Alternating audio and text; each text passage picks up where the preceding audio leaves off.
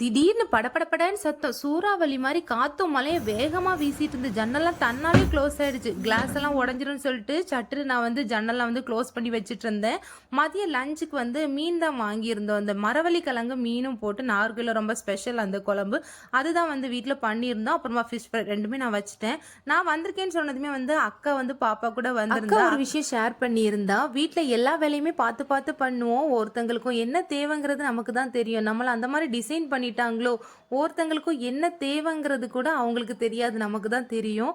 உடம்பு சரியில்லைன்னா கூட அப்படி ஒரு கவனிப்பா இருக்கும். ஆனா நமக்கு உடம்பு சரியில்லைன்னா டேப்லெட் சாப்பிட்டுட்டு அந்த ஒர்க்க வந்து நம்ம தான் பண்ணணும். அப்படி இல்லன்னா அந்த ஒர்க் நமக்காக வெயிட் பண்ணிட்டு இருக்கும். யாரும் ஹெல்ப் பண்ண மாட்டாங்க. அந்த வேலை நம்ம தான் செஞ்சு முடிக்கணும்.